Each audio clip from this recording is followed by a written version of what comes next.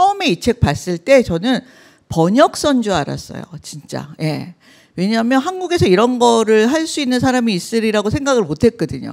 그래서 이 책을 보고 이건 어느 나라 작가의 작품이야? 프랑스, 뭐 독일 또는 일본 막 이러면서 봤는데 우리나라 작가가 쓰고 그린 그래픽 노블인데 그 과학의 그 안에 이야기 들어있는 정보가 너무나 다양하고 그래서 진짜 깜짝 놀랐어요. 야, 한국에도 이런 거를 쓸 수 있는 작가가 있었단 말이야?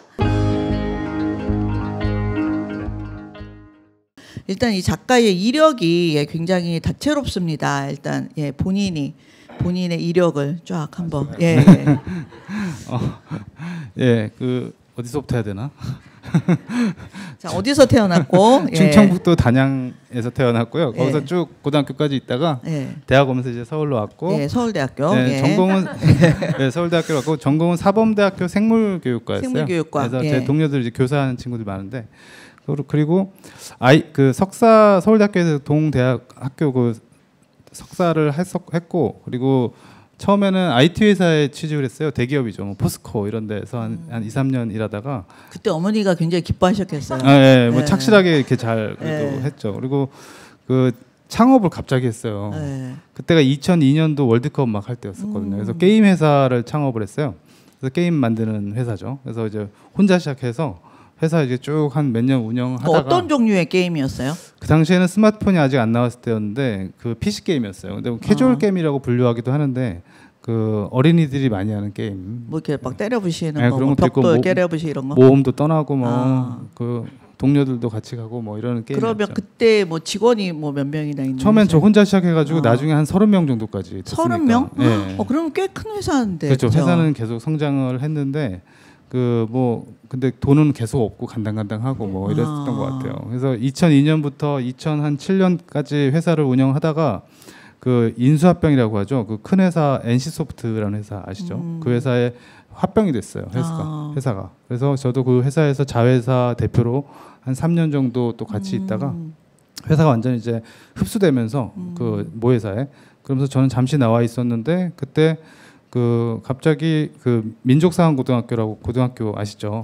그 강원도 횡성에 있는 데인데 거기로 교사로 가게 됐어요. 근데 갈 때만 해도 뭐 길어야 1, 2년 정도 있다가 왜냐면 좀 이 업계에서 좀 오래 있다 보니까 좀 지치기도 했었던 것 같고 그 약간 좀 업종에서 좀 벗어나고 싶은 약간 생각이 있었던 것 같아요. 그래서 그 교사 저도 사범대학이니까 친구들은 교사를 많이 하는데 저는 교사를 할 줄은 생각도 못했는데 어쨌든 그 학교로 가서 한 2년 정도 있을 줄 알았는데 한 8년 정도 근무를 했어요 거기서. 그래서 8년 정도를 있으면서 그때 이 책 시리즈를 쓰게 됐거든요. 그러니까 교사 하시면서 이 책을 시작을 하신 거예요.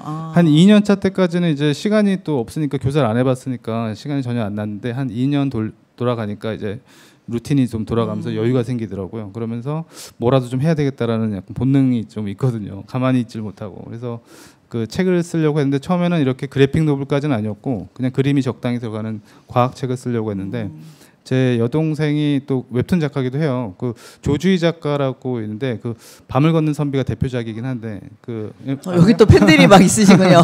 네, 밤을 걷는 선비 지금도 계속 그 아주 생산적으로 하고 있어요. 교사하면서. 그래서 웹툰 계속 하고 있는데 그 동생분도 교사도 하시면서 웹툰도 하시는 거예요? 네, 국어 교사고. 왜 이렇게 능력 있는 사람이 많아요? 욕심이 좀 많은 것 같아요. 동생이랑 나랑 비슷한 게 있는데 그냥 가만히 못 있는 거죠. 그래서 동생은 근데 오래전부터 했어요. 웹툰 쪽 그 출판 만화부터 해서 쭉 했는데 동생이 그래도 갑자기 유명해지게 된 거는 밤을 걷는 선비고 그 뒤로도 계속 웹툰 쪽을 하고 있는데 또 집도 가까워요. 그냥 그리고 자주 가는 그 스타벅스 있는데 거기 가면 동생이 있고 뭐 이러거든요. 그래서 일주일에 그 미리 시간을 잡는 건 아닌데 한 3번 이상은 보는 것 같아요. 네, 그래서 가도 이렇게 얘기를 많이 하는 건 아니고 그냥 이렇게 손인사로 인사하고 그냥 각자 일하고 뭐 이러는데 얘기를 많이 하죠. 그래서 그때 동생이 또 옆에서 그런 거 많이 하고 있으니까 약간 좀 만만하게 본 것도 있는 것 같아. 나도 할 수 있을 것 같은데. 저거. 동생도 하니까 나도 할 수 있어. 네, 그래서 또 동생도 해보라고 막 펌프질을 좀 했고. 그래서 첫 책은 그래도 가볍게 냈어요. 뭐 이렇게 큰 포부를 갖고 한 게 아니라 그냥 민사고 있으면서 틈틈이 시간 날 때 작업을 해서 이제 첫 책이 그래비티 익스프레스라는 책이 나왔는데 그 책이 그 좀 이슈가 됐어요. 나와가지고 그 해에 많은 유명한 상들을 또 많이 받고 그때 2014년도에 대한민국 출판문화대상에서 교양 부문 대상을 받았는데 그때 송기경 작가님 알게 그때 됐어요. 두 분이 같이 상 받으시면서 네. 서로 아시게 되신 거죠. 그때 2014년도에 알게 됐죠. 그래서 그때는 어메이징 그래비티. 맞아요. 첫 책의 제목은 어메이징 그래비티였는데 이제 출판권이 이제 다른 출판사 넘어가면서 제목이 바뀐 거예요. 제목이 바뀌었어요. 예, 그래서 그때 주목도 많이 받고 그리고 기분이 굉장히 들뜨더라고요. 그리고 성취감도 있고 나 이거 잘하나 본데 이거 그런 생각도 들고 하면서 두 번째 책부터는 바짝 좀 힘을 줘서 했던 것 같아요.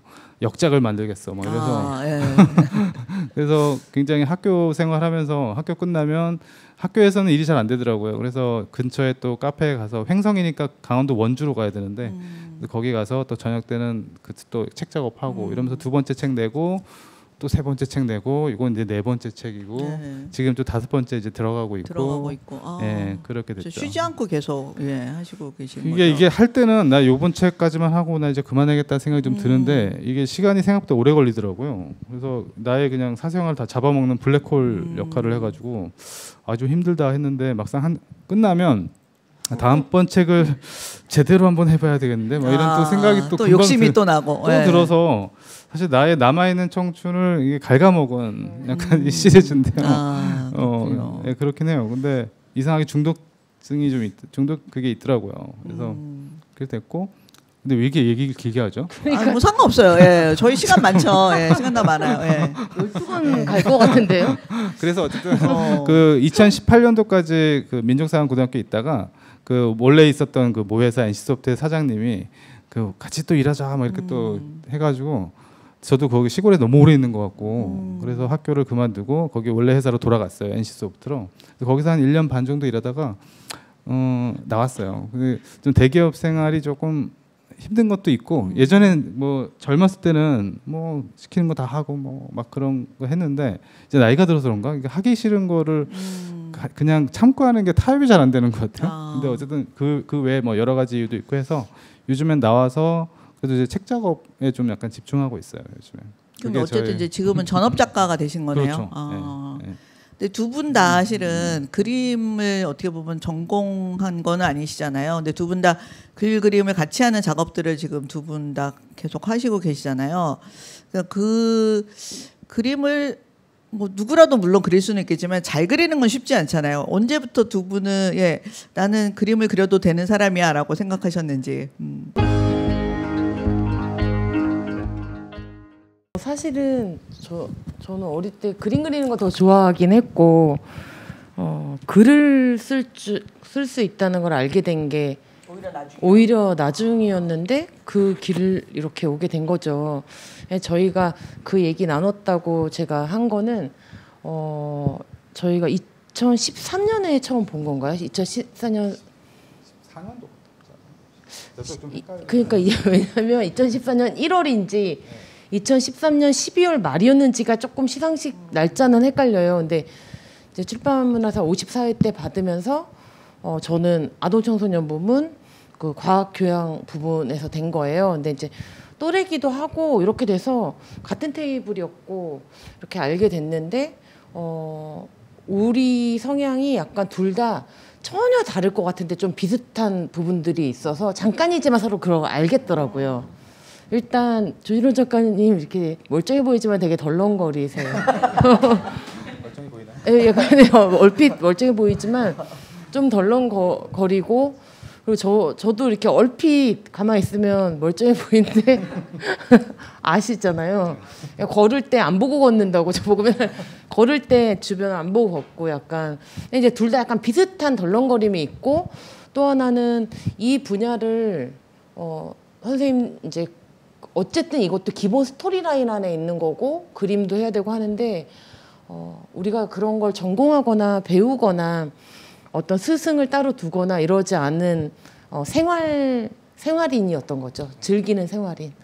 그래서 제가 어느 날 여쭤봤어요. 그러니까 우리가 뭐 어디 갔다가 낮에 아직도 기억나요. 횡단보도에서 마이크를 이렇게 흔들지 말고 이렇게 좀 대고 얘기하세요. 횡단보도에서 이렇게 서로 다른 길로 가느라고 딱 서 있었거든요.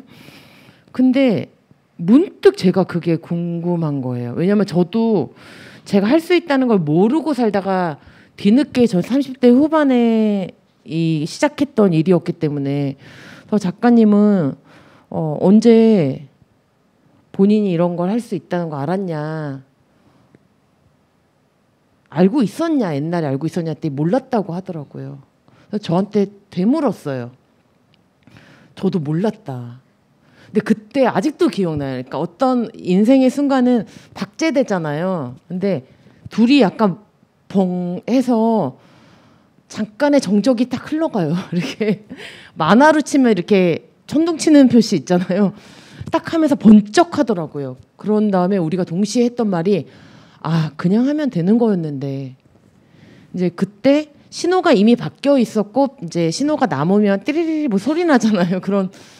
그래서 우리가 지금 생각해 보면 조금 더 그 얘기를 나누다가 헤어질 수도 있겠는데, 약간 그 생각에 빠져 있고 막 그 신호가 나니까 급하게 서로 헤어졌어요. 근데 그 장면이 두고두고 생각이 나고, 우리는 그 이후로도 이런저런 행사도 같이 교류하고 같이 공부도 해보고 대화도 많이 해보고 작업하는 환경도 많이 보면서 되게 비슷한 지점들이 많더라고요. 그러니까 예를 들면 이제 큰 차이는 여기는 브레인이다. 여기는 뭐 이력이 되게 많잖아요. 저는 그냥 이력이 그냥 자연인이고 여긴 브레인이고 약간 이런데요. 그거 말고는 우리가 어떤 것에 대해서 궁금할 때 두려움이 없이 접근하는 게 비슷하더라고요. 제가 느끼기에 조진호 작가님 같은 경우에는 이 과학이나 이런 서사를 사실은 내가 서사에 맞게 풀어나가고 있는가, 스토리텔링을 잘하고 있는가, 이 두려움이 있지 않았을까 싶거든요. 왜냐하면 그림은 옆에서 하고 있는 사람이 있으니까. 근데 그런 이야기에 뛰어드는 방식이나 구상하는 방식도 보면요, 어떤 뭐 많은 자료나 기법에 의존하는 것이 아니라 자기 마음이 와서 부딪힌 거를 쏟아내려고 하는 편이더라고요. 그래서 그게 왜냐하면 용기가 좀 필요하거든요. 내가 맞는가에 대한 그 두려움이 있는데, 그래서 그런 작업 환경들 저도 약간 그런 고민 더 많이 하거든요. 이게 지금 나한테 숙성했는가, 그러니까 이게 남이 봤을 때 잘하는가 보다 그 부분을 고민하는데, 그런 창작에 대한 태도가 비슷해서 결과물은 전혀 다르게 나오지만 태도가 비슷해서 서로 이렇게 좋은 친구로 코로나 시기엔 한 번도 못 봤지만 네, 지내고 있는 것 오랜만에 같아요. 네. 본인이 나는 그림도 잘 그릴 수 있는 사람이야를 언제 발견하신 거예요, 그러면? 네. 저 그림은 어렸을 때는 그 무슨 초등학교 때 뭐 사생실기대회 뭐 이런 거 있잖아요. 그럼 학교 대표로 나가본 적이 한 2-5번 있긴 해요. 그래서 무슨 풍경화 그리고 뭐 크레파스 이런 걸로 막 어렸을 때 초등학교 1, 2학년 때 그렸던 거 같고, 그리고 중학교 가서도 뭐 유화 이런 걸 배우긴 했는데 뭐 남들보다 뭐 이렇게 엄청 잘한다는 생각은 못했고, 그리고 제가 게임 회사 했잖아요. 그거 한 8년 했는데 우리나라의 그림쟁이들은 게임 회사에 많이 가 있거든요. 그림 진짜 잘 그리는 친구들이 있어요. 그래서 어깨너머로 보는데 와 진짜 잘 그린다. 그래서 그런 친구들이 많이 있는데, NC소프트 같은 데서는 이제 거의 진짜 그 중에서도 탁월한 친구들이 있어요. 그래서 그림 너무 잘 그리는데, 저는 뭐 그래서 그런 프로 그림 그리는 분들에 비하면 뭐 그런 건 없었죠, 전혀. 네, 그랬는데 이게 보니까 제가 다시 또 이제 그림을 본격적으로 많이 그리게 된 게 요거 책 쓰면서부터인데, 이게 어떤 식으로 그려야 될지도 모르겠고, 근데 그건 있더라고요. 책이 한 권 한 권 쓸 때마다 그림 좀 늘긴 하더라고요. 그래서 이제 연습이 되니까. 네, 그죠? 심지어 책 한 권에서도 1챕터하고 뒤에 마지막 챕터하고 그거 비교해봐야 되겠네요. 그 생각은 못했네요. 퀄리티 차이가 내가 봐도 많이 나서 이게 앞에 있는 게 너무 허접한 거예요. 그래서 그럼 다시 그리나요? 다시 그린 경우가 많았어요. 거의 대부분 다시 그렸어요. 최소 1챕터 정도는. 마음에 안 들어서. 네, 마음에 안 들어 도저히. 그래서 그렇게 돼서 이게 점점 늘어나더라고요. 약간 그 기술적인 부분이라서 자꾸 그리다 보면 늘어나고, 그리고 그림 그리는 걸 이제 기억하게 되는 것 같아요. 그래서 그거를 좀 더 좀 잘 그려지는, 자연스럽게 그려지는 게 되는 것 같고. 근데 보통은 만화가들 얘기 들어보니까 오히려 1챕터가 더 낫다고 하더라고요. 왜냐하면 자기가 처음 시작할 때는 잔뜩 힘주고 이제 진짜 잘해야지 하는데 마지막 가면 지치잖아요. 사람이. 지쳐서 이제 힘이 지쳐서 빠지니까 빨리 끝내야지 막. 좀 엉망이 되는 경향이 있는데 난 반대. 나중이 더 나아지는 약간 그런 게 좀 있긴 해서 아직 그 그림이 완벽하게 체득이 돼서 내 스타일이 완벽하게 됐다는 느낌은 안 들고 지금도 계속 바뀌고 있는. 근데 뭔가 이제 발전하는 인간이네요. 그럴 수밖에 없더라고요. 이게 하다 보면 그렇게 되는 것 같고. 근데 그림을 엄청 잘 그리고 뭐 그거는 또 이렇게 생각보다 중요한 것 같지도 않긴 하고요. 제 생각엔. 여기 들어있는 메시지들 그다음에 여기 컨텐츠의 그 내용들 이게 또 중요한 책이기 때문에 실은 뭐 여기에서 그림에 어떻게 보면 이 그림이 더 좋아졌다고 책이 더 좋아 보일 것 같지는 않아요. 지금 정도면 딱 좋거든요. 그래픽 노블을 해보니까 그 그림 자체 그리는 것보다 중요한 게 전체적인 일종의 연출이죠. 그 영화 감독 같은 느낌이 들어요 스스로. 그래서 이 컷들을 어떻게 분할해서 어떤 식으로 배열해서 어떻게 줌인 줌아웃을 해서 뭐 조명도 있어요 나름. 그래서 이런 것들을 자꾸 생각하게 되더라고요. 그쵸, 근데 그게 책 한 권 한 권 쓸 때마다 좀 느는 느낌이 있긴 해요. 그리고 제가 또 하나 궁금했던 거는 이 지금 시리즈에 계속 익스프레스라는 말이 후렴처럼 계속 붙잖아요.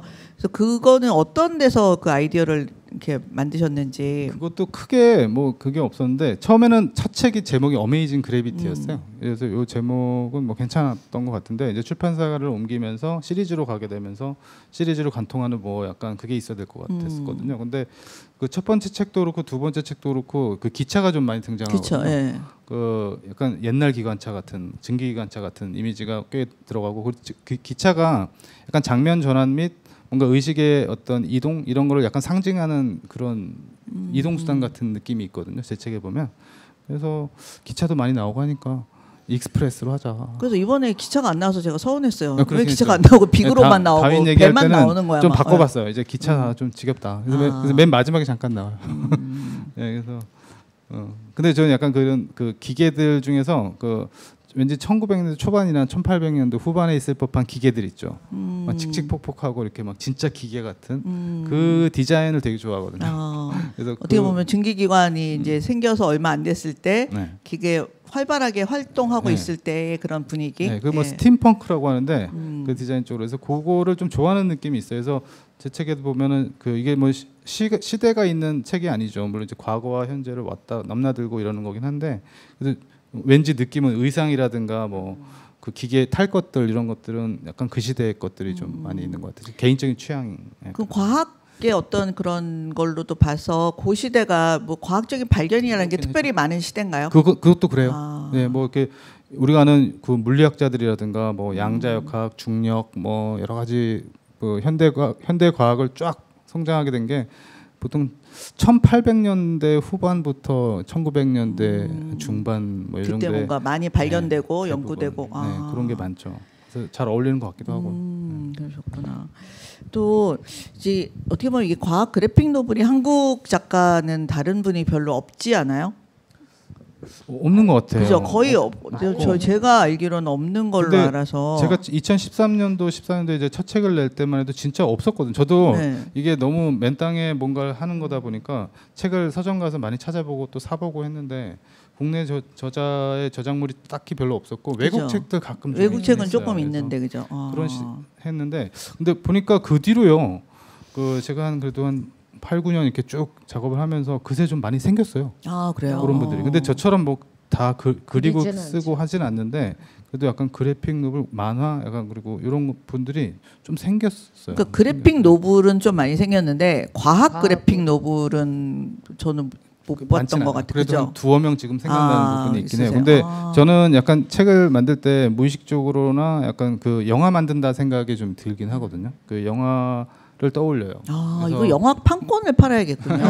영화사에 연락을 해봐야 많이 해요. 그래서 이게 영화로 해도 진짜 재밌을 것 같아요. 영상물로 만들어서 시리즈물로 가면 진짜 좋겠다. 그럼 넷플릭스에 이메일을 빨리 보내야 되겠습니다. 그 생각 많이 하죠. 왜냐하면 이게 시리즈고, 이게 왜냐하면 전 세계 누가 봐도 좋은 컨텐츠잖아요. 약간 교육적인 것도 있고 모험적인 것도 있고. 넷플릭스에 빨리 편지를 쓰도록 하겠습니다.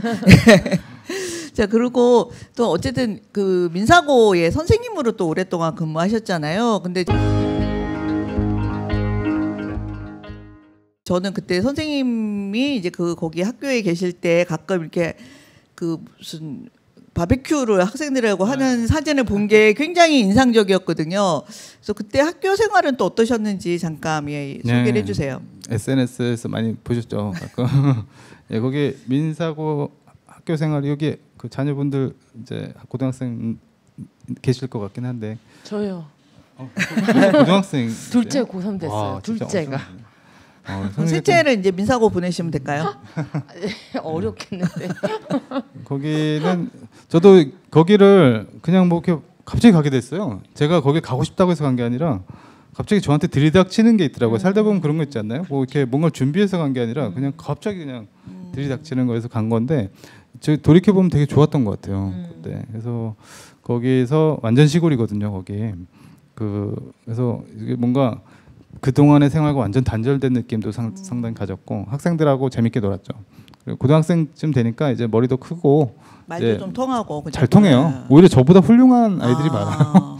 그래서 어떻게 저렇게 점잖고 생각이 깊지? 뭐 이런 학생들이 있더라고요. 있긴 있고 거기에 좋은 프로그램 중에 하나예요. 그게 그 저녁 시간에 시간이 딱 1시간 반 주어지는데 미리 신청을 하면 그 바베큐에 필요한 뭐 여러 장비들이 가져갈 수 있어요. 그래서 1시간에서 1시간 반도 안 되는 그 시간 안에 애들이 불을 피워서 고기를 다 구워 먹고 심지어 거기다가 그 짜파구리 있죠. 그것까지 만들어서 딱 먹고 모든 걸 불을 다 끄고 정리해서 가는 데까지 다 끝나거든요. 그게 그 많은 아이들이.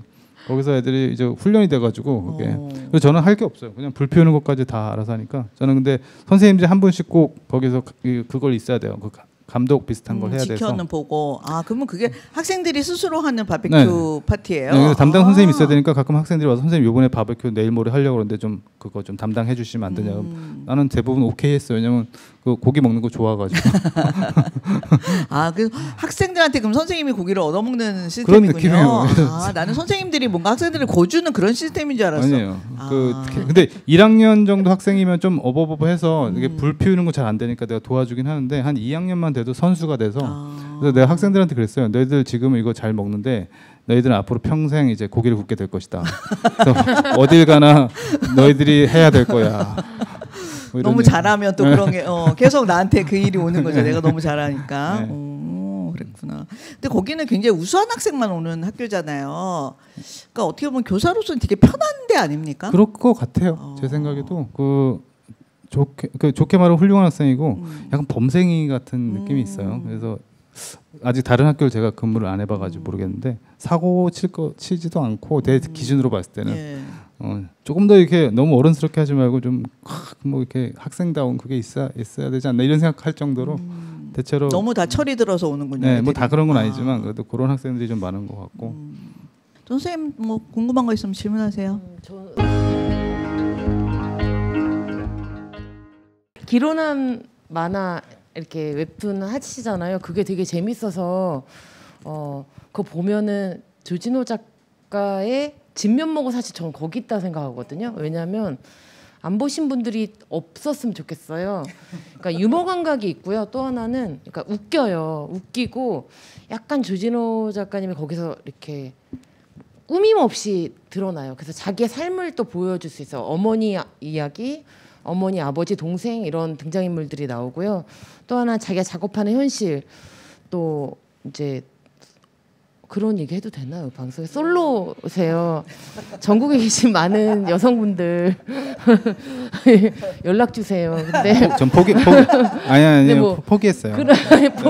포기 연애 빼고 다 하는 사람입니다. 근데 이제 어쨌든 어떻게 하세요? 연애를. 근데 어쨌든 조진호 작가님의 이제 외로운 일상이 드러나고요. 또 하나는 그런 것 속에 유머 감각뿐만 아니라 되게 쓸쓸한 시선이 숨어 있어요. 근데 실제로 사실 조진호 작가님 만나면 지금 잠깐 토크에도 알겠지만 보통 우리가 생각하는 과학이나 이과 계통의 사람들이 가지고 있는 단답형 사람이 아니고요. 하나 물어보면 열을 얘기해 줄 수 있는 자기 얘기하고 싶은 욕구도 많고 표현도 재밌게 해요. 그리고 긴장도 안 하고 뭐 어떤 어려운 과제가 주어졌을 때도 그냥 뭐 괜찮았어. 다 약간 이런 거 있잖아요. 기본적으로 좀 긍정적인데 그 안으로 들어가면 약간 쓸쓸한 시선이 있는데 그게 그 웹툰에 다 들어가죠. 그래서 저는 그 웹툰이 언제 묶여서 책으로 나오나 좀 그게 더 관심이. 그 책으로도 내실 생각하고 계신 거예요? 아니, 어느 감사한 그 출판사에 에서 그렇게 해주시면 제안이 너무 왔어요? 감사하죠. 아니, 그러면 좋겠다고요. 그건 좋겠다고. 제안이 아직 온 건 아니고. 예. 그거 너무 재밌는데. 저도 그거 가끔 보거든요. 그 약간 예전에 송민호 작가님이 그 그림 같은 거 해서 일기처럼 올리면 좋을 것 같다고 그래가지고 그것도 약간 있었거든요. 그거 시작한 게. 그래서 처음에는 그 제가 그 인스타그램에 있어요. 그 인스타툰이라고 하죠. 그래서 제 이름 안 밝히고 기로남이라고 하는 약간 해서 그렇게 해서 했거든요. 그래서 근데 이게 제가 원하는 바는 그 거기에 나오는 주인공이 물론 저이기도 하지만 그 제가 아닌 그냥 이렇게 스토리상에 존재하는 가상의 인물로 새로운 캐릭터 여겨주길 바랬거든요. 근데 싱크를. 근데 사람 다 싱크를 시켜가지고 조진원에서 뭐 이렇게 그거 에피소드 같은 거 올리면 뭐 전화 오거나 해서 요즘에 왜 좀 힘들어?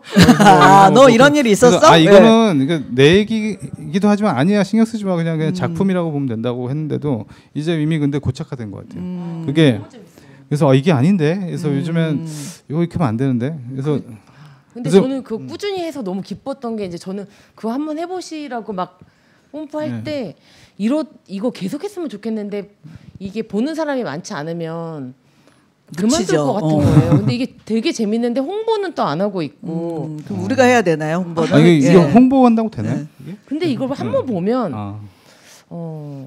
너무 다 재밌는 것 같아요. 저는 근데 그 제목 자체가 되게 재밌었거든요. 기로라미. 그러니까 기로에 서 있는 남자라는 뜻이잖아요. 그죠? 그거 아니에요? 딴 거예요? 원래 컨셉은 이게 그 저처럼 이렇게 약간 나이 먹어서 혼자 사는 남자들이 있잖아요. 꽤 많잖아요, 당연히. 예. 그렇죠. 요새 뭐 맞는데, 결혼 안 하신 분 많으니까.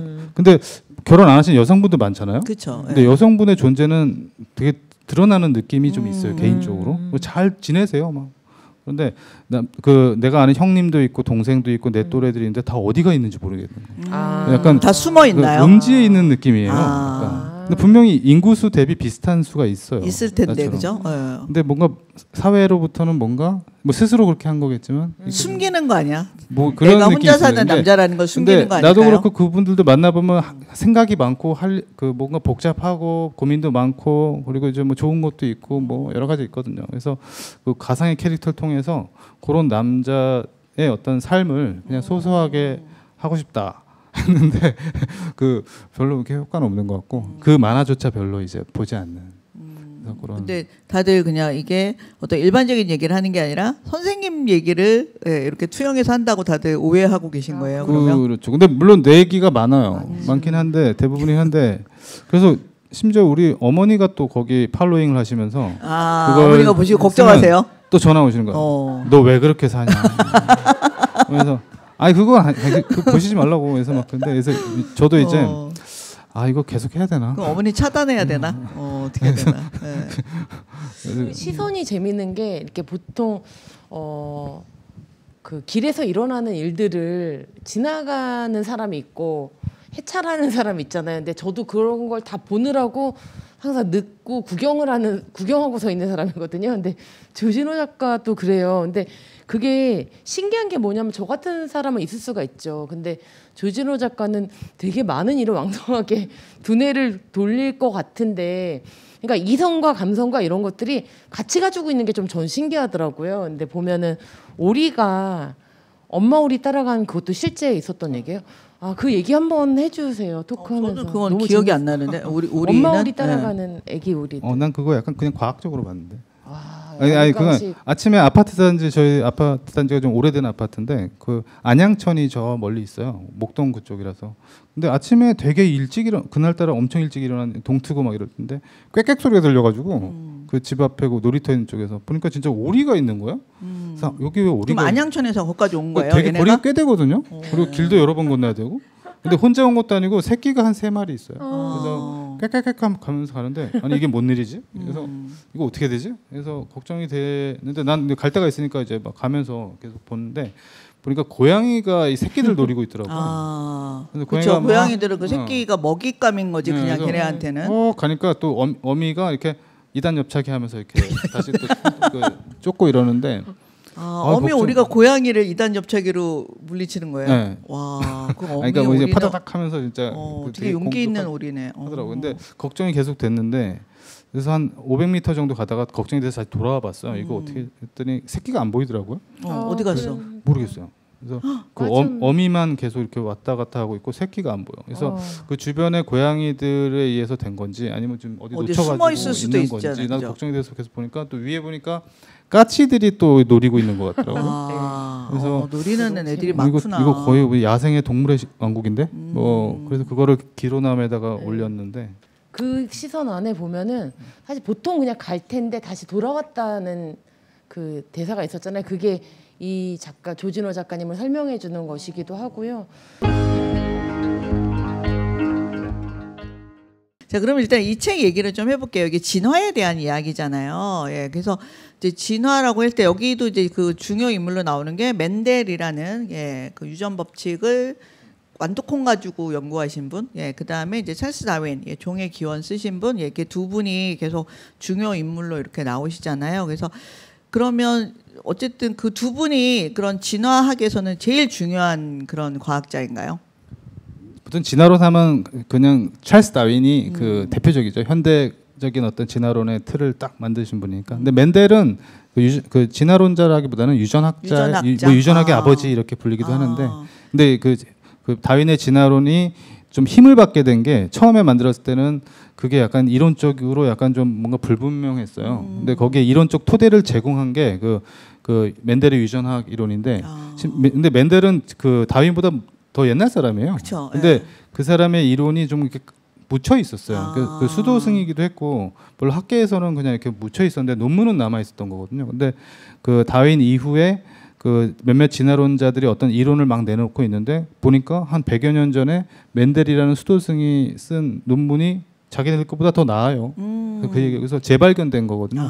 근데 그 멘델의 이론 때문에 그 다윈의 이론이 좀 더 힘을 받게 되는 게 있어요. 그러니까 뭔가 뒷받침을 해줄 수 있는 이론이었던 거군요. 네, 그래서 그 어떻게 보면 구세주 같은 역할을 했죠. 멘델의 유전학 이론이. 근데 또는 또 이 책 보면서 여기에 그 딸을 그리워하는 장면을 여러 컷 넣으셨잖아요. 그래서 이분이 뭔가 이렇게 이런 어떤 감정에 호소하는 이런 거를 또 너무 영리하게 집어넣구나 이런 생각도 했거든요. 그래서 그거는 실제로 그런 게 있는 이야기죠. 네, 그렇죠. 그 딸이 몇째 딸이더라? 그 좀 큰 딸인데 그 다윈이 되게 사랑한 딸이거든요. 근데 어린 나이에 병으로 죽죠, 갑자기. 그래서 그게 계속 그것 때문에 힘들어했다는 게 좀 기록에도 있고 편지에도 좀 있거든요. 그래서 그 장면을 좀 넣었죠. 그래서 다윈이 임종을 맞이해서 이제 계속 보고 싶어하고 그리워하는 인물로 그 딸을 대상으로 한 거예요. 그래서 딸이 일찍 죽었으니까 더 그럴 수 있겠네요. 그래서 갈라파고스로 가고 싶다, 거기로 데려다줘라라고 하는 게 딸을 보고 싶다라는 걸 사실 여기다가 좀 넣은 건데, 그래서 그 갈라파고스는 실제 있는 갈라파고스 섬이 아니라 다윈의 어떤 천국 같은 그냥 이상향 같은 그런 곳. 거죠. 거기 가면 내 딸도 거기서 나를 기다리고 있을 것 같고. 그래서 마지막 장면에 갈라파고스로 가죠. 딸을 만나죠. 그래서 그렇게 되는 걸로 구성을 한 거죠. 그래서 어쨌든 여기다가 이제 과학 얘기만 넣은 게 아니라 어떻게 보면 그런 인간적인 이야기들 이런 거를 넣어서 또 읽는 그런 재미 면에서 또 훨씬 더 알찬 느낌이 들었던 것 같고요. 여기에 또 제가 한 장면 봤던 게 그 파리하고 사람하고 실은 되게 비슷한 게 많다. 그 장면이 있었어요. 그래서 그걸 보고 아니 파리는 이렇게 조그맣고 나는 이렇게 큰데 파리하고 사람하고 어떻게 비슷한 게 있다라는 말이지 이게 도저히 이해가 안 갔거든요. 그거에 대해서 혹시 오늘 여기 오신 분들한테 좀 짧은 강의를 네, 그럴까요? 그 생물학에서 최근 생물학은 100년 사이에 이렇게 발전한 거예요. 그 전에는 생물학이라는 개념이 없었고 그 사람이 어떻게 애가 태어나는지에 대해서 되게 지금 생각하면 허무맹랑한 얘기들이 많았어요. 그래서 근데 그 이제 한 100여 년 전부터 이게 시작되는데 근데 어떤 생물학을 연구할 때 이 수많은 종의 생물을 다 연구하는 게 아니라 특정 생물이 실험 대상으로 계속 반복해서 사용되거든요. 대표적인 것이 그 초파리가 있어요. 생물학에서는 되게 중요한 게 초파리가 중요한 실험 대상이고 그리고 거기에 대한 연구를 자꾸 하다 보니까 자료가 있다 보니까 후속 연구자들도 그거 가지고 또 연구를 하다 보니까 초파리에 대한 연구가 특히 많이 됐거든요. 그래서 집에 많은데 좀 드릴 걸. 아유. 또 초파리가 또 장점이 많은 게 그 세대가 한 15일밖에 안 돼요. 그러니까 딱 태어나가지고 다음 세대를 만들 수 있는 게 15일이면 돼요. 그러니까 실험을 빨리빨리 할 수가 있죠. 근데 수명이 그 긴 생물을 하면 그건 못하죠. 근데 그래서 초파리가 또 키우기도 편하고 그래서 많이 사용되는 거죠. 근데 그 초파리 연구를 하다 보니까 유전학적으로 이제 좀 현대에 와서 보다 보니까 그 사람을 사람답게 이렇게 사람이 어린 그 수정란에서 시작하잖아요. 근데 다른 모든 동물들도 보면 뭐 식물도 마찬가지. 기본적으로 하나의 수정란에서 시작돼서 각자 커가면서 누구는 뭐 콩나물이 되고 누구는 사람이 되고 누구는 바나나가 되고 뭐 이렇게 되는 거죠. 근데 그거를 연구할 때 발생학, 유전 발생학이라는 분야가 있는데 도대체 어떻게 사람답게 만들어지고 어떤 거는 뭐 배추가 되고 하냐. 되게 근본적인 질문이잖아요. 그래서 그거 어떤 형체가 이렇게 만들어지는 걸 연구를 하는데 그게 발생학인데 거기서 초파리를 또 가지고 연구를 하는데 그 발생, 팔이 생기게 하고 눈이 생기게 하고 뭐 이런 거 있어요. 그거를 세세하게 다 연구하거든요. 근데 그 유전자가 그 초파리에 있는 유전자가 사람에 있는 유전자랑 똑같은 거예요, 사실. 똑같이 존재하는 거예요. 집에 있는 초파리 막 죽였는데 어머 어떻게? 네. 그래서 그 진화론적으로 초파리하고 사람이랑 이렇게 갈라지게 되는 게 한 5억 년 정도 전으로 보고 있거든요. 5억 년이면 상당히 긴 시간이에요, 사실은. 근데 5억 년이나 지나서 이렇게 각자의 진화길로 갔음에도 불구하고 각자의 팔다리가 생기게 하고 뭐 눈이 생기게 하는 것이 똑같은 유전자를 사용한다는 것을 발견하게 되는 게 지금으로부터 한 20년 전, 30년 전의 발견이거든요. 대발견인데 그래서 초파리가 전혀 그냥 우리가 생각한 다른 생물 그냥 뭐 미개한 생물이 아니라 초파리도 상당히 세련된 방식으로 그 발생을 하고 인간과 거의 흡사하다, 거의 똑같다. 초파리에 있는 유전자를 인간의 수정란에 이식한다고 해도 똑같이 작용을 하고요. 그 공통적인 방식을 쓰는 거고. 그래서 하여튼 그런 하마터면 저 초파리로 태어날 뻔했던 거예요. 그러면. 근데 그런 식으로 생각하면 초파리하고 사람은 상당히 유전자 서열도요 한 70% 이상 같을 거예요. 비슷하고 심지어 여러분들이 먹는 바나나도 50%는 같아요. 그러니까 그 우리가 다 되게 다르다고 생각하는 생물들이 상당히 같은 기원을 갖고 있고 같은 방식으로 사실 되는 거예요. 그래서 그게 다윈이 처음에 얘기했던 거죠. 그 공통 조상으로부터 모든 생물은 분화해 나갔고 다 우리는 패밀리다라는 어떤 그런 게 또 다윈의 이론 중에 중요한 건데 또 현대 유전학, 현대 발생학에서도 다윈의 이론이 맞다는 걸 계속 재발견하고 있거든요. 그래서 그런 얘기가 나오죠. 초파리. 진짜 알면 알수록 신기하고 신비로운 게 또 생명의 또 이런 비밀들이 아닌가. 그리고 실은 과학자들도 다 모르는 거죠. 모르죠. 그죠? 네. 네. 그러니까 어떻게 우리는 이렇게 태어나서 어떻게 이렇게 이 자리에 또 같이 모여 있을까? 이것도 정말 기적 같은 일이죠, 그죠? 확률적으로 기적이죠. 여기 책에도 나오는데 네, 기적이죠. 오늘 여기 이 자리에 우리가 함께 있다라는 것만으로도 우리는 진짜 어마어마한 운명을 같이 갖고 있는 겁니다. 그 뒷부분에 보면 과학자들이 엄청 많이 소개되어 있잖아요. 근데 진짜 이름도 처음 듣는 과학자도 너무 많은 맞죠. 거예요. 그래서 그 중에서 야, 이 과학자는 정말 내가 꼭 소개하고 싶다. 예. 그런 과학자가 에볼루션 익스프레스에서요. 예. 한번 보세요. 그 뒤에서 한번 골라 보세요. 예. 그 뒤에 막 엄청 많이 나와요. 맥클린톡이라는 과학자를 소개를 할까요? 그 과학자는 아무래도 서양과학 위주로 돼 있잖아요. 그렇죠. 그래서 그 서양과학도 마찬가지로 과학계 쪽에 여성의 비율이 더분 적었어요. 그래서 간혹 진출한 여성들도 아무래도 소수자들이기 때문에 어려웠거든요, 굉장히. 그래서 빛을 발하지 못하고 그랬거든요. 근데 그 맥클린톡이라는 여성 과학자가 지금 노벨상도 수상하신 분인데 그분이 유전학 그 옥수수 가지고 연구를 했어요. 옥수수로. 근데 이분이 지금 생각해보면 너무나 일찍이 위대한 발견을 하고 그걸 한 거거든요. 그래서 그거를 이게 얼마나 가치 있는 연구가를 알게 된 그 뒤로부터 40-50년이 지나고 나서 알게 됐거든요. 너무 시대를 앞서가지고. 네, 너무 앞서갔어요. 근데 그래서 노벨상을 수여를 했어요. 근데 이분이 또 오래 사셨어요. 뭐 90이 넘게 사시고 해서 원래 노벨상은 살아있는 사람한테 주는 그쵸, 상이거든요. 그래서 받았어요. 그분이 80대 후반에 그 노벨상을 받으셨거든요. 여러분 오래 사세요. 예. 그래서 맥클린톡은 사실 그 사상적으로도 그렇고 그 연구한 것도 그렇고 젊은 날에 너무 진짜 반짝이는 진짜 아무도 안 알아주는 연구를 한 거고 거기에 대해서 불평하지도 않고 묵묵히 연구만 계속하시고 자기 노벨상 받아서 뭐가 좋냐 했더니 그냥 돈이 생겨서 좋다. 뭐 이렇게 되게 낙천적이고 뭐 그러신 분이에요. 그리고 자동차 이런 거 수리 다 하시고 완전 이공계 계열이라서 본인이 자동차 모든 뭐 기계 장비 다 멋있다, 수리하고 그거는. 뭐 이런 근데 교육 환경을 보면 아버지가 그렇게 키웠더라고요. 아버지는 얘가 이제 이렇게 싸움하는 걸 좋아하는 거 보니까 권투 선수로 키워볼까 뭐 이런 생각도 하셨대요. 딸을. 네. 그런 깨어 있는 분이었어요. 그래서 그렇게 된 것 같은데 그 맥클린톡이라는 과학자는 그래서 생각이 참 마음에 들더라고요. 그래서 여기도 등장하고 사실 게놈 익스프레스라는 책에도 맥클린톡을 등장시켰어요. 그리고 등장시킨 이유 중에 하나는 너무 남초 현상이 심각해서 제 책의 시리즈는 뭔가 여성 캐릭터가 좀 필요해요. 그래가지고 좀 넣은 것도 있고. 그러면 저는 이 책 보면서 나중에 생각한 게 이 시리즈가 뭐 몇 권까지 가실지는 모르겠지만 나중에는 이 과학자 한 명 한 명에 대한 이야기를 좀 해주시는 책도 시리즈로 좀 나왔으면 좋겠다라는 생각을 한 게 왜냐하면 그 과학자 한 명 한 명의 삶이 실은 또 굉장히 중요한 발견들을 하는 어떤 과정들이 있을 거 아니에요. 근데 그게 쉽게 그런 발견을 하지는 분명히 않았을 텐데 그래서 이분들이 어떤 과정을 통해서 이런 걸 발견하고 어떤 연구를 어떤 식으로 했는지를 우리가 보기만 해도 어떻게 보면 청소년들한테 특히 세상에 그게 갑자기 되는 일은 없어. 약간 좀 그런 거를 좀 이런 분들을 통해서 알 수 있지 않을까라는 생각이 들어서 이런 과학자들의 이야기가 책으로 좀 이렇게 많이 그러니까 이렇게 두꺼운 책 말고 이렇게 좀 얇은 걸로 저도 해보고 싶은 일 중에 하나예요. 그 시리즈를 좀 하면 너무 좋을 것 같아요. 그리고 여기 그 뒤에 소개한 분들 보니까 진짜 이런 발견들이 있어서 실은 우리가 지금 이렇게 편하게 사는구나 약간 그런 생각도 했었거든요. 그래서 이 뒤에 나오는 그런 과학자들도 여러분들이 한번 이렇게 눈여겨서 봐주셨으면 좋겠습니다.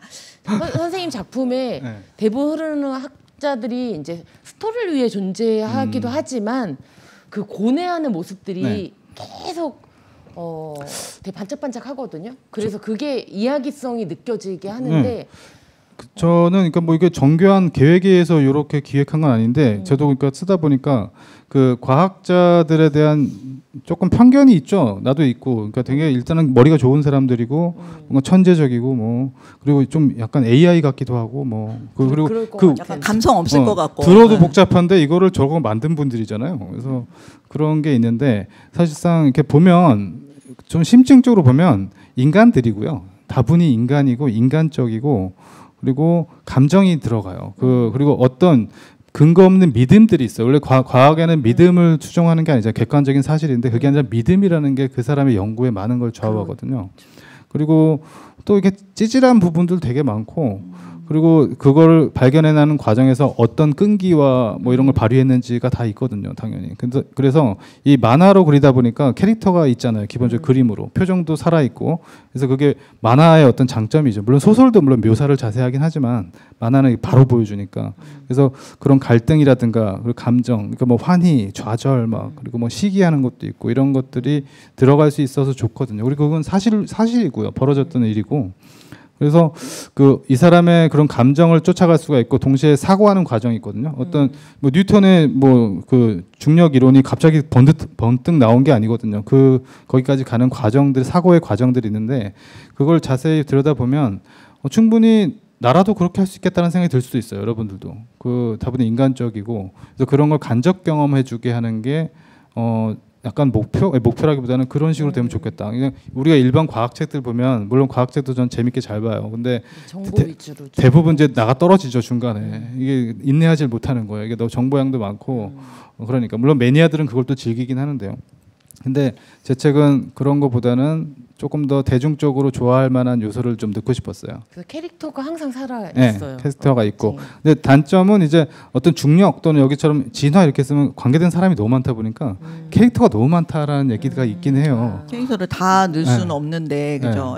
그래서 그게 단점이긴 한데 또 어쨌든 저는 그런 인간들에 좀 초점을 맞춰서 근데 또 다분히 인간에만 초점을 맞춰서 어디 뉴턴 뭐는 아인슈타인에 해서 전기 같은 게 있는데 그건 또 너무 인간적인 면에 맞춰져 있죠. 그래서 근데 저는 뭐 정보가 또 중요하다 보니까 그래서 그렇게 작업을 하고 있고.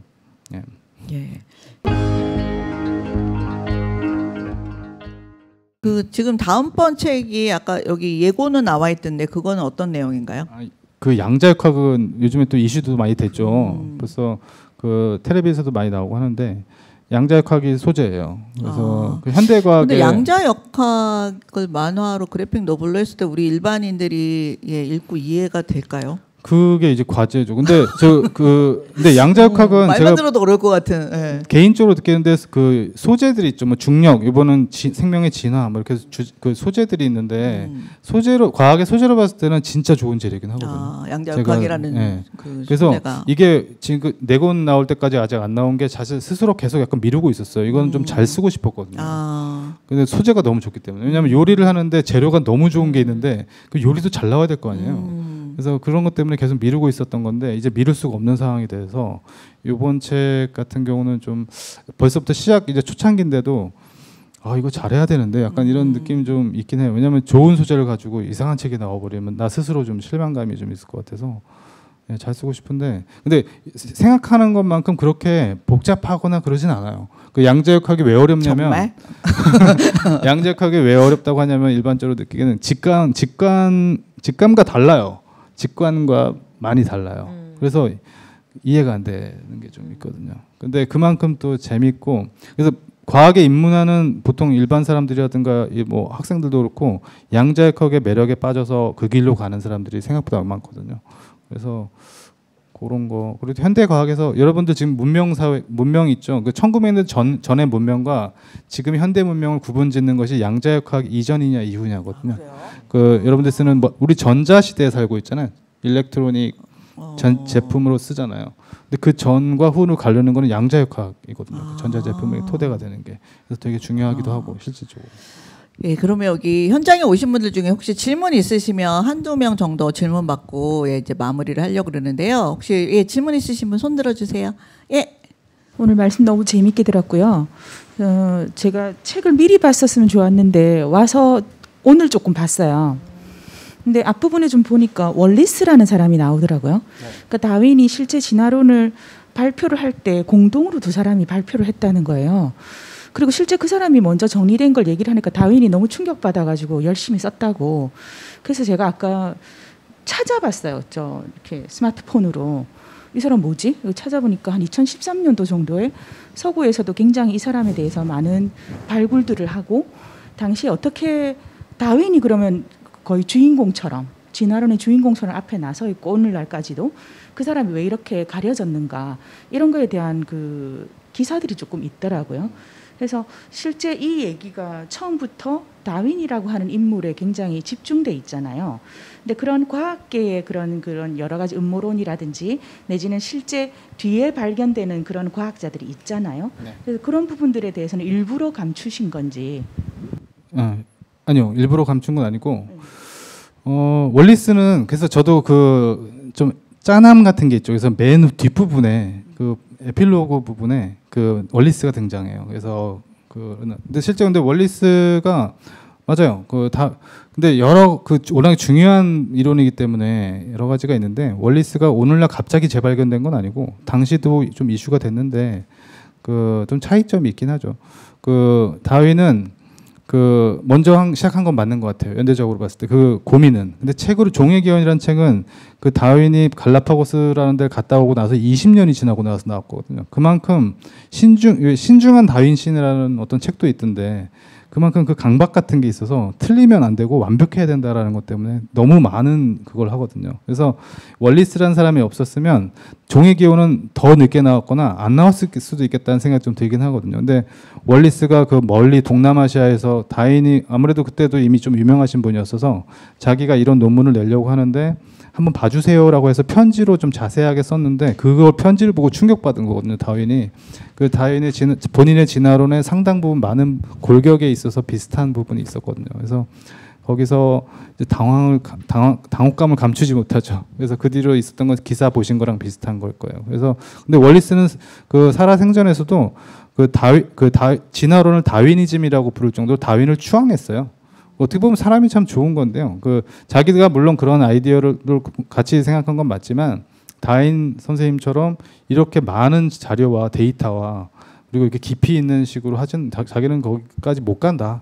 그래서 그거를 인정했고 다윈이즘이고 자신의 어떤 그거를 자꾸 주장하지 않았어요. 그래서 뭐 인품이 되게 훌륭하신 분인데.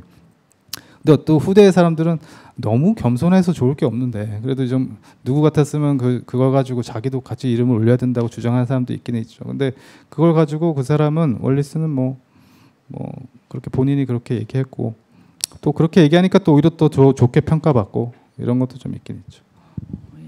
감사합니다. 또 새로운 인물을 하나 우리가 알게 되는 그런 기회가 됐습니다. 혹시 또 다른 질문 있으신 분? 예, 선생님. 예. 저는 그렇게 무거운 질문이 아니고 되게 가벼운 질문인데요. 옛날부터 이제 궁금했던 게 어쩜 이거하고 상관없는 질문일 수도 있는데 왜 그리스 로마 신화에 보면은 이렇게 독특한 생물들, 키메라 생물들이 많이 나오잖아요. 뭐 인어라든가 뭐 그 켄타우루스라든가 동물하고 이렇게 인간하고 이제 합성한 그런 독특한 생물들이 실제로 이 과학 기술의 발전에 의해서, 그러니까 물론 그래서는 안 되겠지만 인류적으로, 근데 이제 그냥 이론적으로는 가능한 일인가, 이제 그런 게 좀 궁금하더라고요.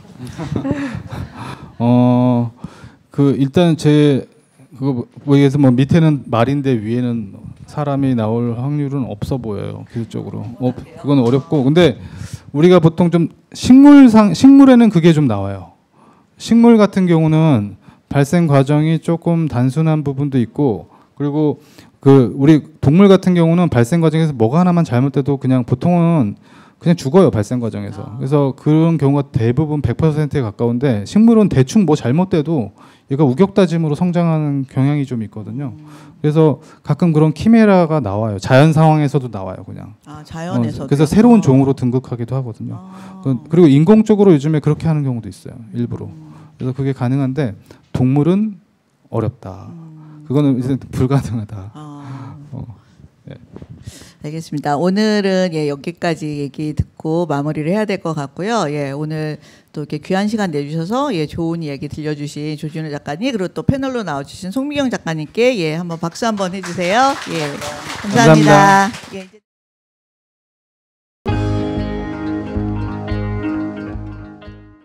제20회 청년당 박상 에볼루션 익스프레스 조진호 작가. 위 작가는 생명의 탄생과 진화 과정에 대해 핵심 아이디어를 잘 알아볼 수 있게 그래픽 노블로 완성해 주었습니다. 예술성 높은 이 책을 사랑하는 독자들과 함께 노고에 감사드리며 상을 드립니다. 2022년 8월 30 청년당.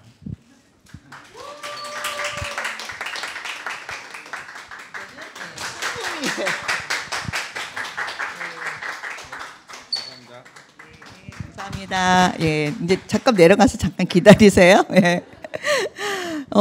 이 상품은 제가 이제 기본으로 드리는 게 책 표지를 인쇄한 머그컵을, 뭐 조그만 거지만 연필 꽂아놓고 두고두고 쓰시라고 머그컵에 표지를 인쇄해 드리는데, 이번에 특별히 작가 사진도 넣어드렸습니다. 보통은 표지만 넣어드렸는데 작가님의 젊은 시절을 영원히 기억하시라고 사진도 넣어드렸습니다. 이번 책이 좀 약간 특별한 책이잖아요. 과학 그래픽 노블입니다. 그래서 이 책을 선정하게 된 이유 중에 하나는, 제가 이걸 보고 이 책이 지금 이게 4번째 그래픽 노블인데요. 앞에 그래비티, 또 게놈, 또 하나 뭐였죠? 아톰. 이렇게 해갖고 지금 과학 시리즈가 계속 나오고 있는데, 처음에 이 책 봤을 때 저는 번역서인 줄 알았어요, 진짜. 왜냐하면 한국에서 이런 거를 할 수 있는 사람이 있으리라고 생각을 못 했거든요. 그래서 이 책을 보고, 이건 어느 나라 작가의 작품이야? 프랑스, 독일 또는 일본? 막 이러면서 봤는데, 우리나라 작가가 쓰고 그린 그래픽 노블인데, 그 과학의 그 안에 들어있는 정보가 너무나 다양하고, 그래서 진짜 깜짝 놀랐어요. 야, 한국에도 이런 거를 쓸 수 있는 작가가 있었단 말이야?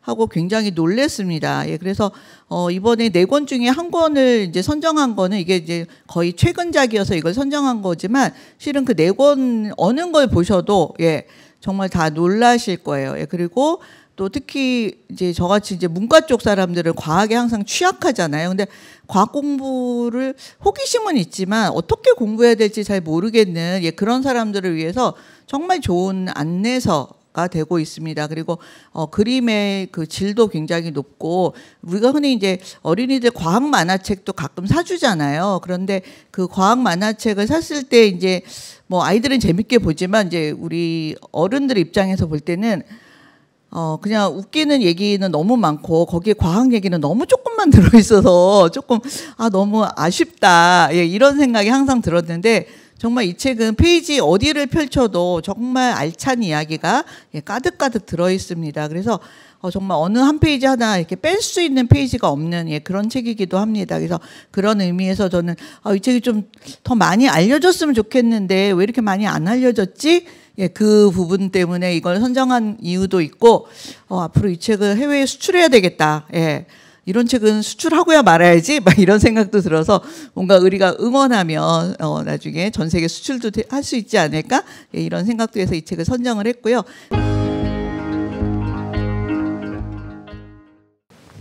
네, 반갑습니다. 여러분 와주셔서 감사드리고요. 제가 우쿨렐레로 두 곡 노래와 함께 들려드리겠습니다. 우선 첫 번째 노래는요. 이제 영미권에서 아이들한테 이렇게 자장자장 아니면은 놀아주면서 불러주는 노래인데 꽃과 사랑을 함께 노래한 거예요. 라벤더스 블루 들려드리겠습니다.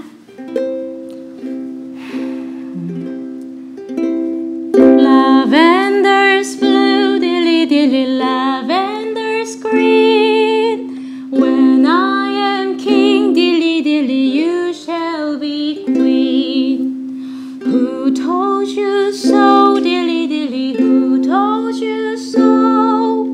'Twas my own heart, dilly dilly, that told me so. Who told you so, dilly dilly, who told you so? 'Twas my own heart, dilly dilly, that told me so. 감사합니다.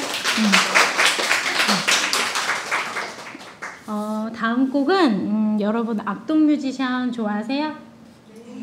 엄청 좋아해서 아주 매력이 있는 분들 있잖아요. 그 사람들이 불렀던 매력 있어? 라는 노래를 부를 건데요. 가사가 또 자기들만의 독특한 방식으로 매력 있다는 거를 상대방에 대해서 칭찬을 표현하는데 그 독특함에도 불구하고 공감이 가잖아요. 그래서 그 재미있는 가사 함께 아시면 또 불러주시면서 박수도 해주시고 부탁드립니다. 네.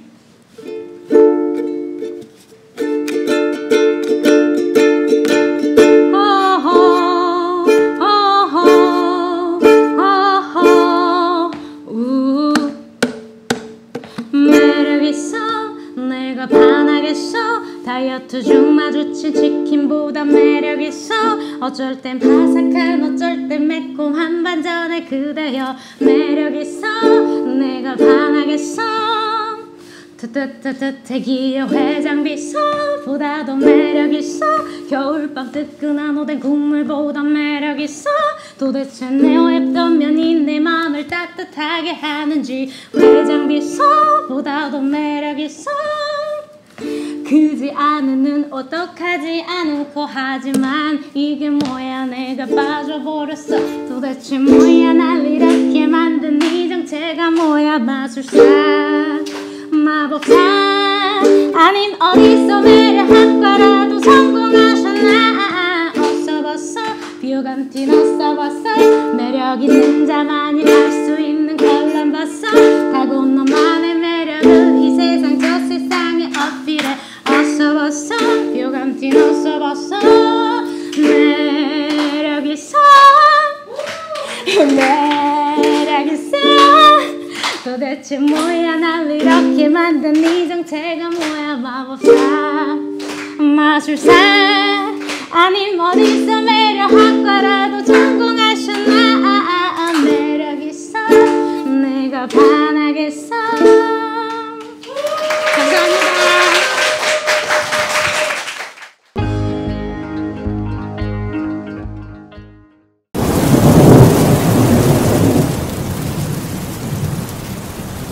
큰일 났어요. 폭풍 한가운데로 빨려 들어가는 것 같아요.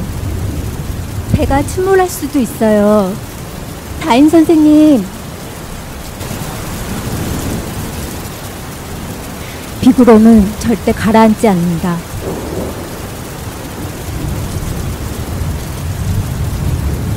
좋아요. 모든 게 우연이고 두 번 다시 일어나기 힘든 일입니다. 부정하지 않아요. 근데 그럼에도 우리는 존재합니다. 여기 이렇게 살아있단 말입니다. 그래서요, 지금 기적의 뒤에 무언가 있다는 말씀을 하고 싶으신 겁니까? 나는 우리가 그냥 생겨났다는 걸 믿지 않소.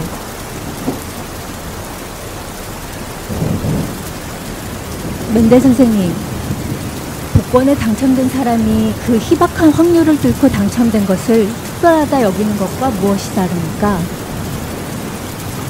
제3자가 보기에는 운 좋게 당첨된 것이란 말입니다. 의미나 목적이 있을 자리가 어디에 있습니까? 우리는 그저 여기 있을 뿐입니다.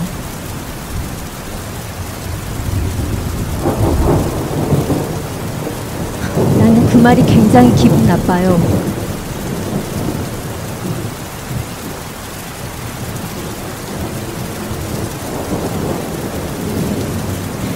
두 분 싸움은 그만하세요. 배가 곧 가라앉을 거예요. 여기서 빨리 탈출하셔야 돼요.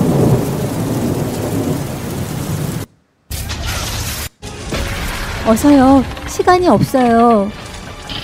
빨리 서두르세요. 어서요.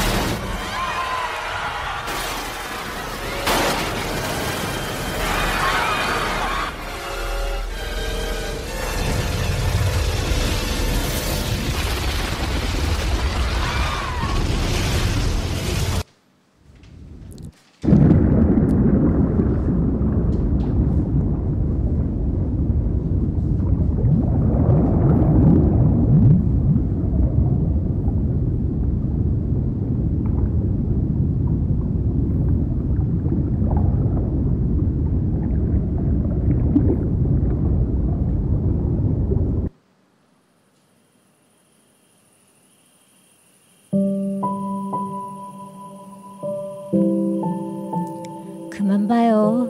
아무것도 없어. 아무것도 없다네. 아무것도. 그 입은 쉬는 법이 없군. 멘델 선생이 성직자라는 걸 잠시 잊고 있었어요.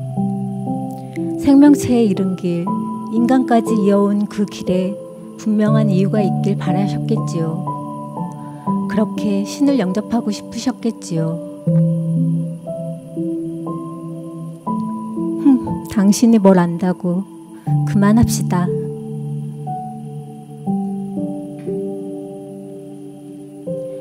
이렇게 있으니까 우리뿐이라는 게 더 울적하게 느껴져요. 누구라도 있어라, 제발.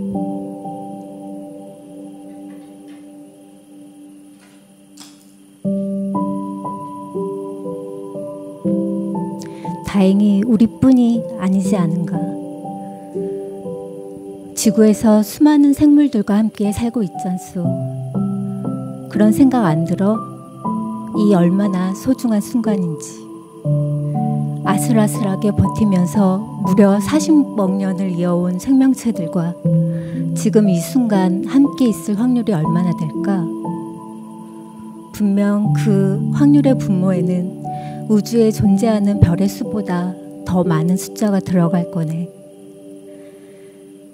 나도 평생 동안 생명체를 그리고 인간을 생겨나게 한 원리 같은 게 어디 있지 않을까 찾아 헤맸다네. 이렇게 살아있는 어떤 의미가 있을 거라고 말이야.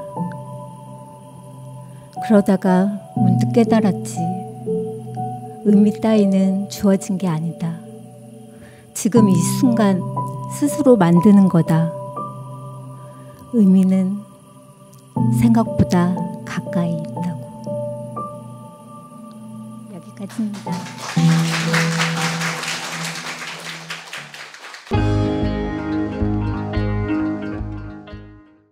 저는 동화작가 임정진이고요. 이 청년당 밥상은 지금 20회인데요. 작년 1월부터 시작했습니다. 그래서 매달 한 번씩 하고 있습니다. 이 밥상의 목적은 책 어린이 청소년 책 쓰는 사람들끼리 즐겁게 만나보자. 예, 이 목적이 이제 어떻게 보면 가장 큰 목적이고요. 예, 두 번째 목적은 좋은 책인데 잘 알려지지 않은 책들이 좀 있어요. 그래서 그런 부분이 좀 안타까워서 좋은 책을 좀 널리 알려야겠다라고 생각을 했습니다. 그래서 책을 어떻게 알리지라고 생각하다가 뭔가 핑곗거리가 좀 필요했어요. 그래서 뭔가 작은 행사를 하고 그 행사 때 이 책을 좀 알리면 좀 더 많이 알려지지 않을까라는 생각을 해서 이 행사를 시작을 했고요. 처음에는 제가 세운상가에 작업실이 있어서 거기서 작가, 편집자, 화가 이렇게 세 분을 모셔서 식사를 대접하고 작은 선물을 드리는 그런 작은 행사로 시작을 했습니다. 그러다가 이제 제가 작업실이 세운상가에서 이 대치동으로 이사를 오면서 그 조그만 그 빌라 같은 데로 이제 이사를 가는 바람에 뭐 사진 찍기도 좀 여의치가 않고 좀 분위기가 좀 삭막해졌었어요. 그래서 세운상가는 거기 청계천도 나가서 사진도 찍고 이랬는데 그래서 좀 약간 삭막하다라고 생각했는데 너무나 감사하게도 여기 가야골 선능아트홀 대표이신 송영숙 선생님께서 가야금 원래 연주자신데 이 동네에서 계속 지금 거의 20년째 국악을 많은 사람에게 전파하려고 계속 애를 쓰고 계셔요. 근데 이분께서 저한테 갑자기 이 극장에 와서 그 행사를 하면 어떻겠냐고 말씀을 해주시는 바람에 그래서 올해 4월 송미경 작가 때부터 이 극장에서 하게 되고 이제 극장이 생기니까 사람이 또 욕심이 생기더라고요. 그래서 축하 연주도 하면 좋겠고, 낭독도 하면 좋겠고, 북토크도 하면 좋겠고, 이래서 이제 조금 더 꼴을 갖추게 되었습니다.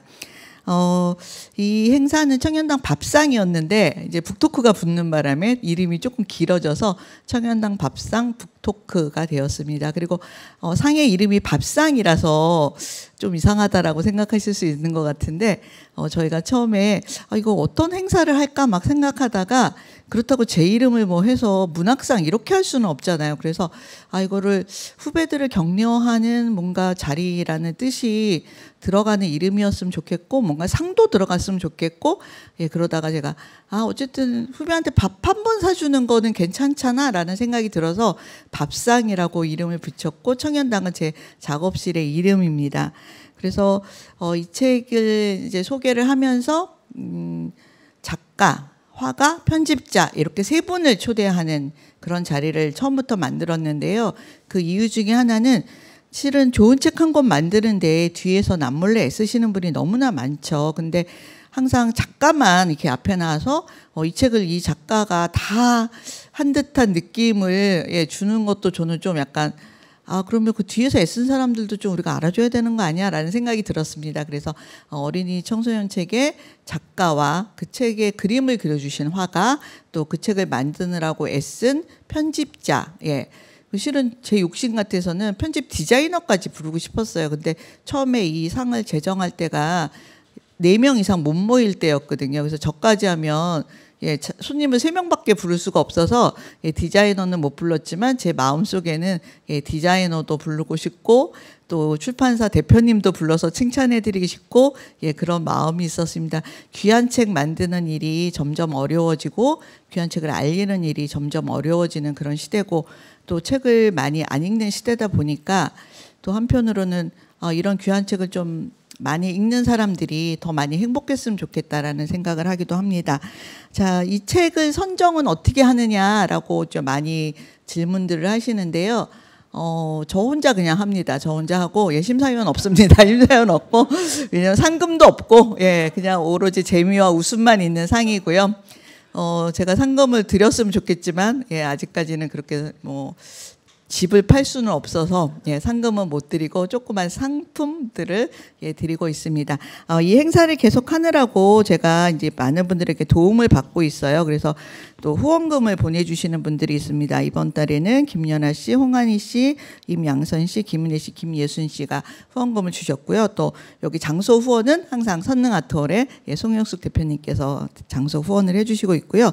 또 이제 여러분 행운권 추첨할 때 막 선물도 뭐 조그만 거지만 재미있으라고 행운권 추첨 드릴 때 또 물품들을 후원을 해주시는 분들이 있습니다. 그래서 임정주 씨, 또 몽카르비누에서 그다음에 우리 배너, 여기 있는 X 배너, 이런 거는 또 임은주 씨가 해주셨고요.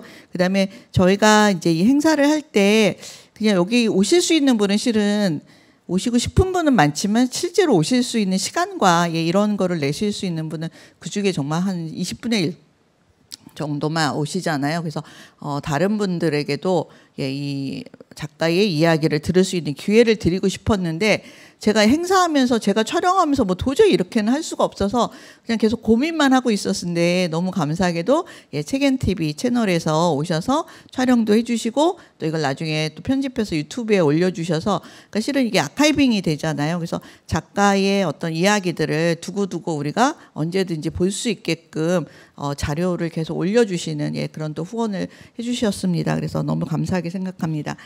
그러면 그동안 제가 그 상을 드렸던 그래서 상을 받았던 작품들을 잠깐 소개를 해드리도록 하겠습니다. 실은 이 책들이 제가 뭐 한 달에 한 번 상을 주고 지나가는 거지만 저는 실은 이 책들이 계속 잘 되기를 계속 응원하고 있고 또 이 책들이 제가 상을 드린 이후에 또 좋은 일들이 계속 많이 생겼어요. 이 책들이. 그래서 그런 면에서 좀 굉장히 뿌듯하게 생각하고 있습니다. 이 책들 제목을 좀 소개를 해드릴게요. 1회부터 이야기 할머니의 모험, 2회는 비밀 결사대 마을을 지켜라, 3회에는 욕점하는 이유나, 4회는 나무가 된 아이, 5회는 뒷사대 새 이야기, 6회는 말을 캐는 시간, 7회 어쩌다 시에 꽂혀서는, 8월에는 의학 큰일 났다, 9월에는 귀신 잡는 감찰 궁녀, 10월에는 칠판에 딱 붙은 아이들, 11월 엄마 귀 속의 젤리, 12월에 브로드웨이 마술단, 그 다음에 올해 1월에 마음 소화제 뻥뻥수, 2월에 옥춘당, 3월에 지하의 아이 지상의 아이, 4월에 오늘의 개새, 그리고 5월에 냄새 폭탄 뿜뿜, 6월에 파랑을 좀 더 가지고 싶어요, 7월에 독수리의 오시오 고민 상담소, 그리고 이번 달 8월이 에볼루션 익스프레스, 이렇게 20권의 책이 선정이 되었고 앞으로도 이 책을 제가 계속 응원을 할 겁니다.